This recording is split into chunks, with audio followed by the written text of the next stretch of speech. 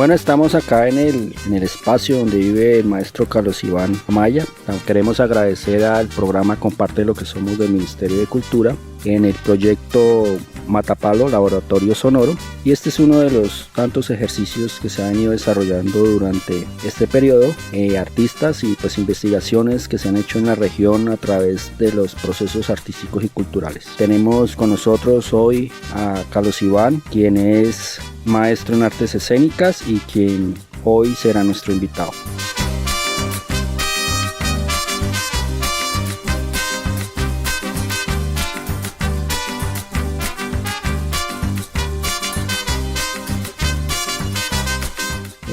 Buen día, Carlos Iván, y pues cuéntanos un poco más sobre ti. Gracias, maestro Alejandro Salazar, muchas gracias por este espacio que nos permite poder pues conversar y además transmitir pues conocimientos y ideas que podamos aportar para la construcción de procesos artísticos, culturales.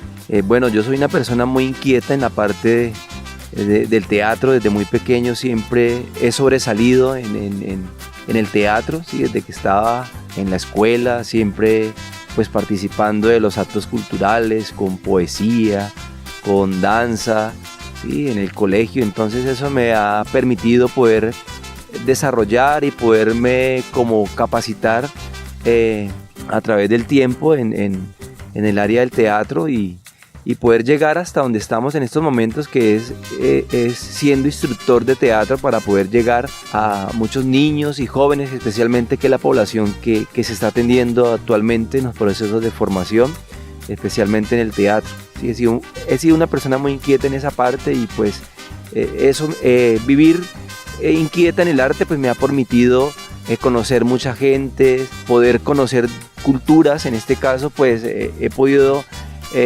desarrollarme en dos municipios. Digamos que las artes se han podido desarrollar en dos municipios importantes aquí en Colombia, que es el municipio de Baraya. Yo soy huilense, nacido allá en el municipio de Baraya. Allí también hice un aporte importante pues de procesos de teatro, y actualmente pues en Acacías, Meta también, se ha hecho bastante procesos importantes en la formación en teatro en niños y jóvenes, pues ahorita acá en el municipio de Acacías.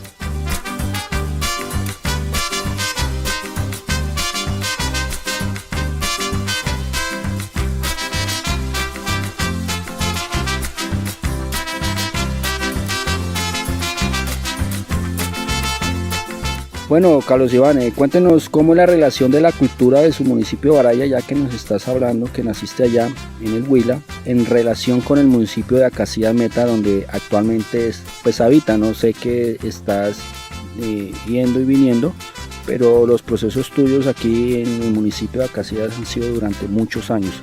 Entonces cuéntanos esa relación entre Baraya y Acacías, escénicamente. Bien. Pues a ver, yo digamos que pues lastimosamente siempre la cultura, el arte siempre ha dependido de las instituciones, ¿sí? Entonces desde ahí pues digo de las instituciones porque son las instituciones, las alcaldías, las gobernaciones, donde se manejan grandes rubros para invertir en el arte y la cultura, ¿sí? Y lastimosamente pues esos dineros a veces no se ven reflejados en quienes deben ejercer como esa función o ese oficio de arte y cultura. Entonces, en esa medida, pues los procesos a veces se hacen un poco dificultosos, ¿sí?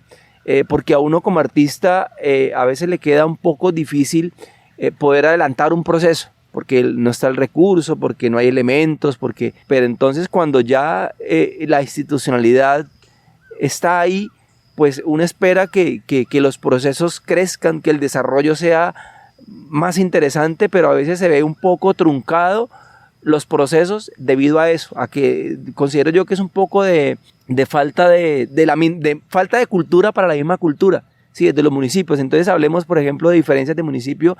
Pues el municipio de Baraya es un municipio de sexta categoría, golpeado en alguna época por la guerrilla, por la violencia. Entonces son pueblos que a veces quedan marginados, son pueblos que la gente empieza como a salir. Entonces la misma cultura, el mismo ambiente que da la violencia, la huella que deja la violencia, pues hace que el desarrollo sea un poco lento. Aún así, pues hoy día ya es otro municipio, la dinámica es distinta y está saliendo como en ese proceso de poder adelantar. El municipio de Agacías, pues es otro, estamos, por ser un municipio que está cerca, digamos que a la capital, pues el desarrollo es un poco más avanzado, empezando que la misma diversidad de gente que llega, ¿sí? Paisas, boyacenses, santanderianos, cundinamarqueses, huilenses en este caso que estamos acá. Entonces esa mezcla de culturas que llegan pues enriquecen los procesos. Pero sí, digamos que los espacios son mucho más amplios en Acacías, por decirlo así. Sí, entonces es la gran diferencia, pues comparación de presupuesto, pues lógicamente que son pueblos más pequeños, Acacías es un pueblo mucho más grande, el presupuesto, digamos que la dinámica es mucho más avanzada, entonces pues ahí hay una gran diferencia en cuanto a los municipios, ¿no? Dependiendo de las categorías. Pero eso en cuanto, digamos, el presupuesto, digamos, y pues la dimensión que tiene cada municipio. Pues a Barán hay un secreto que el municipio de Acacías es el segundo productor de petróleo y pues Baraya ha sido un municipio azotado. Pero en relación, digamos, a la actividad artística, sí podemos decir que es positiva, digamos, con los niños jóvenes, ha podido incursionar en esos ejercicios de las artes escénicas o el teatro. ¿Hay una diferencia en cuanto a eso o simplemente es de la misma manera, se puede ir fluyendo? No, maestro, yo considero que de la misma manera. Mire que varían los procesos, sí, pero digamos que la disposición de los niños, de los jóvenes y como esa inquietud, esas, como le dijera yo, esa expectativa que tienen cada joven de cada municipio son casi las mismas, ¿sí? Ellos llegan con mucho entusiasmo, con mucha alegría a participar. De igual manera, tanto en Baraya como en Acacías, se hacen los procesos y la gente queda muy, muy satisfecha, muy contenta, se le ven las ganas de que haya más, ¿sí? Entonces, digamos que es eso, sencillamente son como las dimensiones distintas, por decirlo así, pero digamos que los procesos podríamos decir que casi son iguales.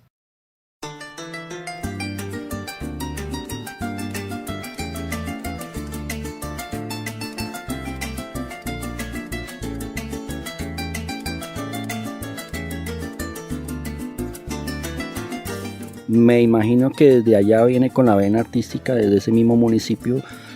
No sé cómo fueron sus inicios en el municipio de Baraya a nivel escénico, no sé, desde la escuela, del colegio. Sí, en el municipio, a ver, mis primeros inicios yo participé del grupo de teatro del colegio, siempre, todo todo el bachillerato siempre estuve activo ahí en el grupo de teatro del colegio con el profesor de español y ahí empecé. Ya después participamos en el Huila, pues se celebra mucho el folclore de las fiestas del San Pedro, casi que siempre es un espacio donde hay la oportunidad de poder mostrar comparsas, mostrar zancos, ¿sí? Entonces ahí digamos que el San Pedro es un espacio como para poder mostrar la cultura, entonces va la danza, va el teatro, van muchas cosas y desde ahí se puede uno empezar como a mostrar.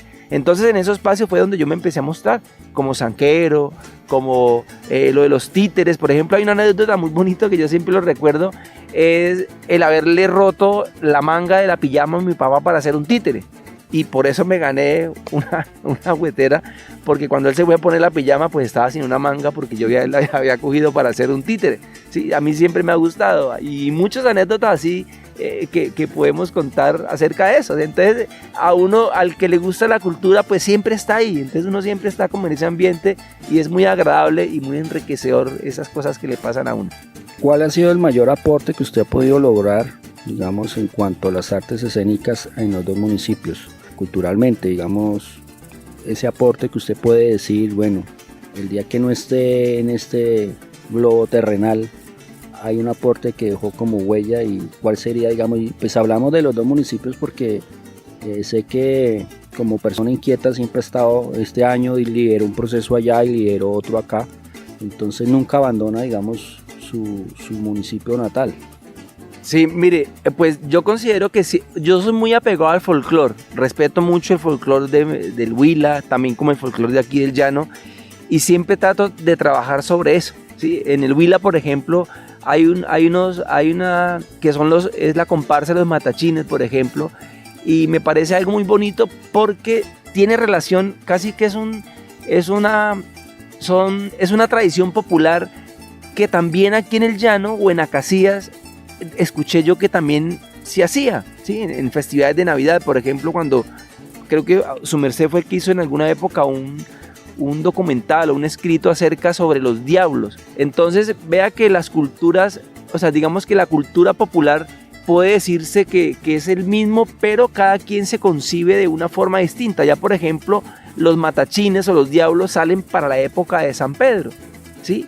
Aquí escuché yo que eran época de Navidad. Para las épocas de Navidad salían los diablos, inflaban unas vejigas de vaca y se disfrazaban.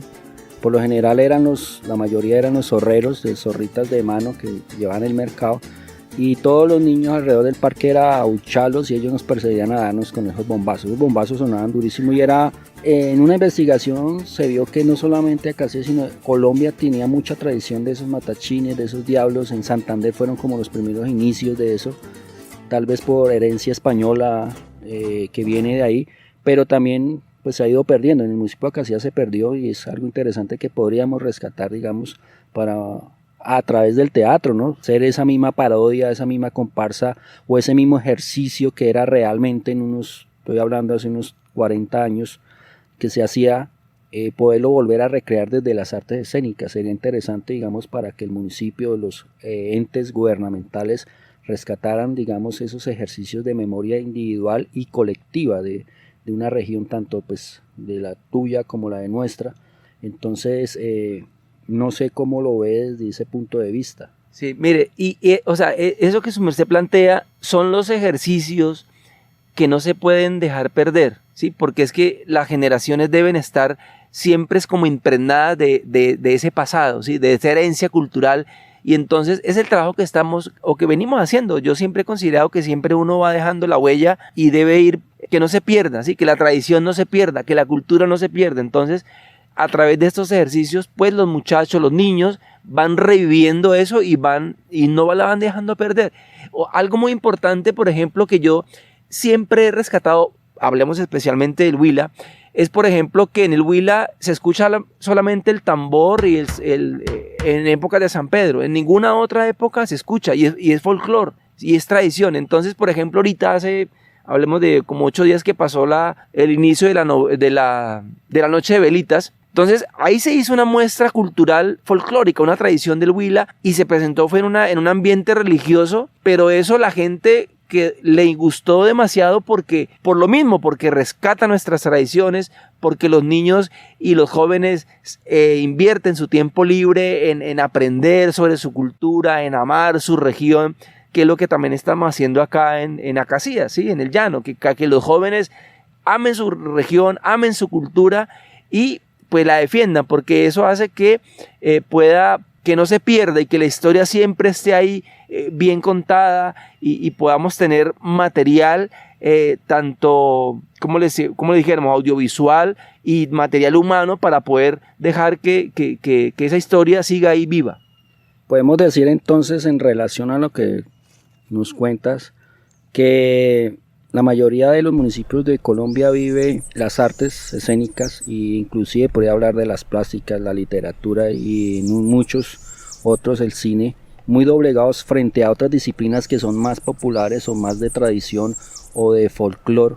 Por ejemplo, sucede en los llanos orientales de Monte Llanero y pues toda la Orinoquía colombiana, que el folclore llanero es muy fuerte ante otras disciplinas, y no es que sea lo fuerte, es más que no miran más allá los directivos o los gubernamentales de turno, que existen otras disciplinas donde podemos hacer patrimonio, podemos hacer folclore desde la raza llanera o desde la raza huilense, desde la escénica, desde las artes plásticas, desde el teatro, desde la pintura, pero no lo creen así. De hecho, pues hay muchos ejercicios de danza llanera que ya están involucrando como shows escénicos, pero no se dejan permear realmente de lo que es la escénica.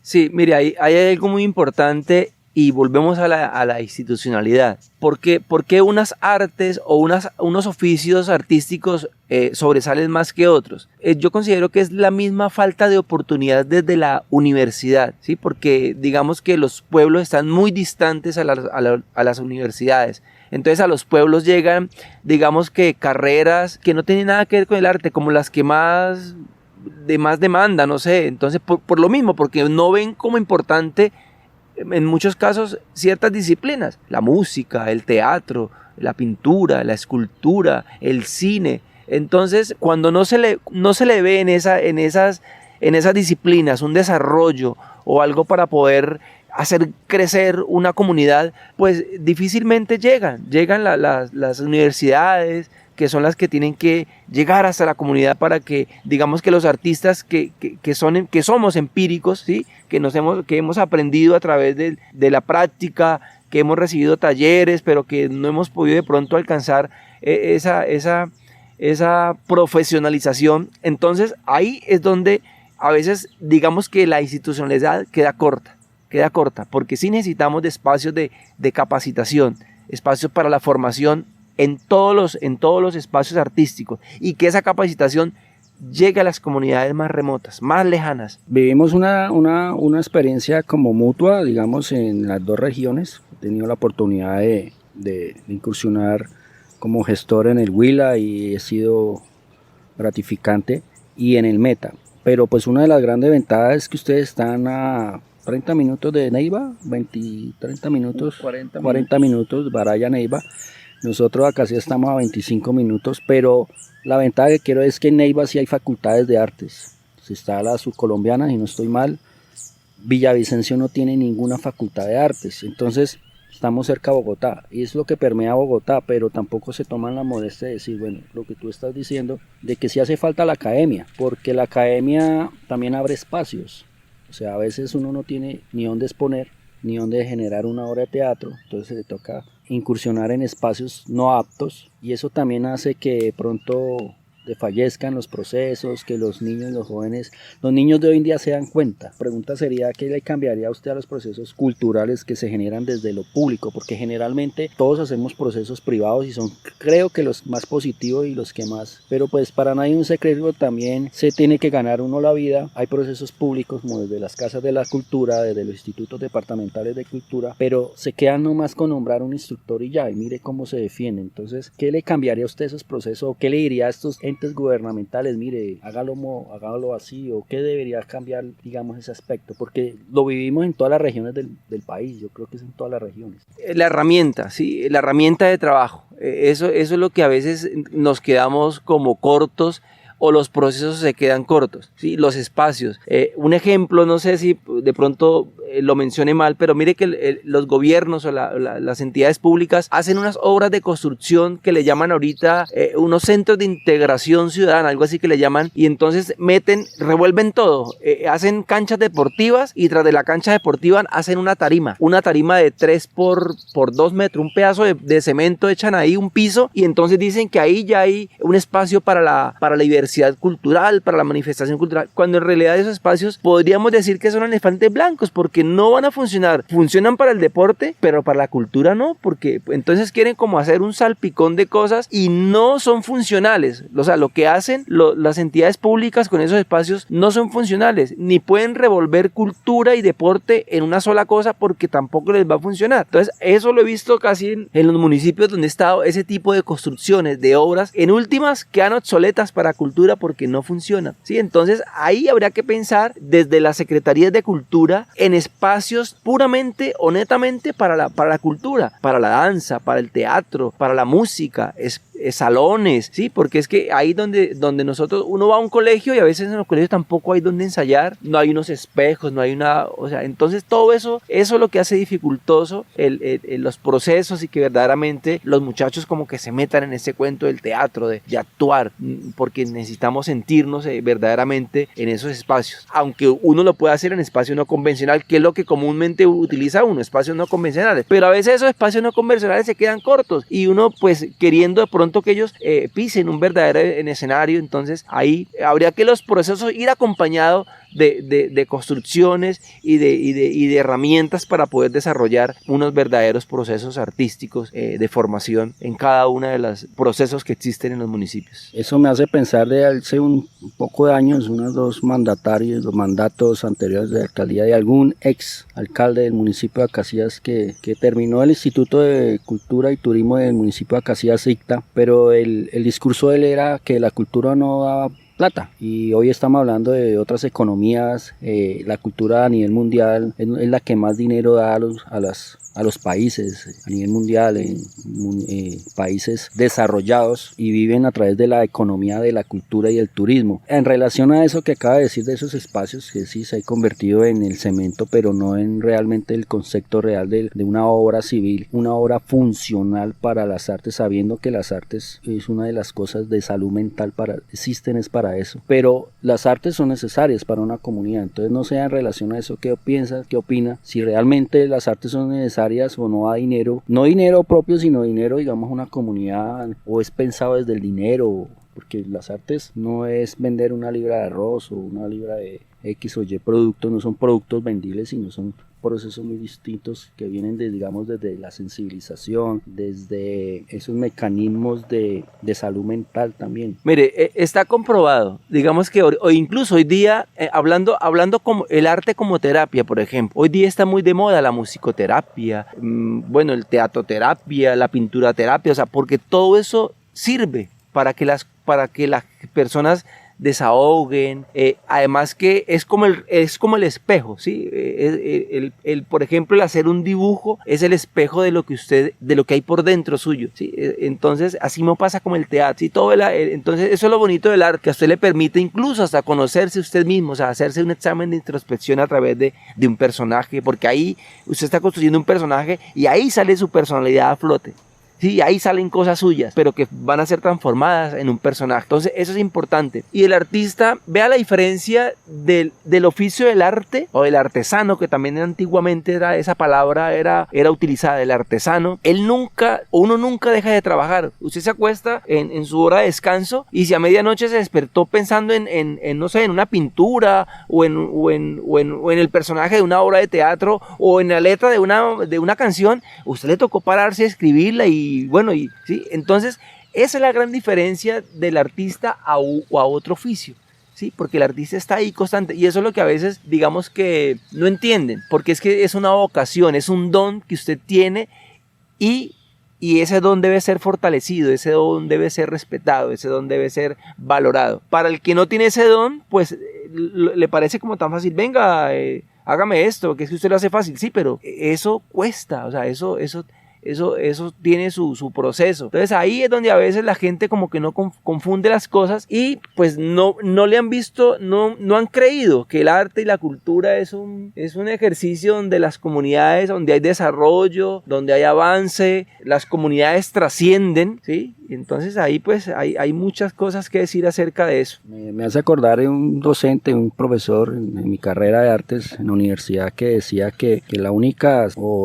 carrera, digamos, son las artes, en la cual que un médico o un administrador, un ingeniero, tiene su horario de oficina, sale, pronto se le alargó unas horitas más en su oficina, salió, llegó a la casa, se olvidó de su trabajo, deja de ser ingeniero, deja de ser médico, apagan hasta los celulares. Y que la única profesión que no sucede eso, que son las 24 horas, los 365 del año, durante toda su vida, desde que inició, son las artes, porque pues lo que tú dices es cierto, todo el tiempo uno está pensando en procesos, en proyectos, en bocetos, o si usted dejó a medias una pintura, me sucede a mí, me acuesto a veces ni duermo, me toca pararme a solucionar eso que no pude solucionar en el momento y poder estar tranquilo. Y así sucede con los guionistas, con los cineastas, escénicos, pues con todas las áreas de las artes plásticas. Bueno, Carlos Iván, pues para el laboratorio sonoro de proyecto Matapalo de la Fundación Espacio Periférico, pues como proyecto auspiciado por Comparte lo que somos, ya para terminar, ¿qué le diría, digamos, a los chicos y jóvenes que quieren incursionar en una disciplina artística artística, o que quizás lo están haciendo pero no ven, o que no ven sus padres que eso sea un proyecto de vida. Y entonces lo que sucedía en la época mía, no sé, suya, ¿qué va a estudiar artes? ¿De qué va a vivir? ¿De qué va a comer? ¿Se va a volver el vago, el hippie, el drogadito? Sí, como todos esos mitos y leyendas de las populares de estudiar una carrera artística. Yo a veces pongo mi ejemplo, ¿no? Como vida. A mí me ha dado todo. Algún artista, compañero mío, maestro en artes plásticas de la Universidad Nacional, que le preguntaron que por qué había estudiado artes plásticas, y él simplemente dijo que para vivir feliz. Y ya, y sí, me pongo a pensar y vivimos contentos, tranquilos. ¿Qué le daría a estos chicos, o qué diría, digamos, ya para concluir esta hermosa entrevista desde su espacio, desde su finca, a todos los que nos están escuchando? Mire, maestro, yo siempre he dicho que el arte, el artista le permite cada día en su diario oficio, le permite irse liberando de las etiquetas. Sí, de las etiquetas que muchas veces le pone la misma sociedad. Entonces, por eso a veces los artistas los tildan de locos, de personas que como que no son acordes a la sociedad, pero es por la misma forma de pensar, por la misma forma de ver el mundo distinta, porque es que eso es lo que hace el arte, hace que uno vea el mundo totalmente distinto a como lo ve el común de la gente. Entonces, a veces la gente, uy, este man está loco, ¿no? Es sencillamente que el artista ve el mundo de otra forma, ¿sí? Y se va desprendiendo de muchas etiquetas que la misma sociedad le va colocando. A los jóvenes, eso, lo que su merced acaba de decir, la felicidad, la libertad, la sensación de libertad, eso es muy agradable. Ocupar el tiempo libre en el arte, pues es maravilloso, empezando que ellos conocen nuevos amigos, desarrollan la imaginación, desarrollan su creatividad, llegan a la escuela con nuevas propuestas. Por ejemplo, algo interesante que yo les digo a los chicos, hombre, cuando van a hacer alguna exposición, utilicen el teatro, párense, representen algo y hagan su exposición desde el teatro. Entonces eso es interesante saber que ellos a veces lo hacen y me dicen, profe, me fue bien. Sí, vea, otra anécdota, ahorita en el último trabajo que presenté en el municipio de Baraya, los papás mandaban a los niños allá al espacio que tenemos allá en Baraya, pero no sabían qué estaban haciendo, porque lo manifestaron. A lo que ya se presentaron, ahí fue donde dijeron, uy, todo eso estaban haciendo allá, yo ni siquiera me he dado cuenta, porque ni siquiera le preguntaba a mi hijo qué hizo, cómo le fue, no. Hasta cuando no vieron, entonces ahora sí, por ejemplo, nos dijeron qué chévere que el otro año exista la posibilidad de volver al proceso. Entonces ellos quedan motivados, o sea, por eso es importante que los trabajos se muestren y que los espacios se respeten. Y los muchachos, o sea, hombre, ahí está la oportunidad para poder ganarle a ese mundo de, como le dijera yo, ese mundo de vicios que nos ofrece la sociedad y el cual podemos ayudarnos a nosotros mismos pues a salir y a tener posibilidades de poder avanzar en esto cuenta. Entonces los muchachos, ellos llegan y son libres, y eso es lo más importante, decirles que si aprenden un arte, ahí están encontrando libertad. Bueno, Carlos Iván, maestro, gracias por permitirnos robarle un poquito de tiempo de su día a día. Desde el municipio de Guamal, La Vereda, El Encanto, hemos terminado esta bella entrevista sobre todo el proceso de las artes escénicas y su vida como artista. Quien les habla, Alejandro Salazar, y quien nos estuvo contando el maestro Carlos Iván Amaya. Muchísimas gracias y nos vemos en un próximo podcast.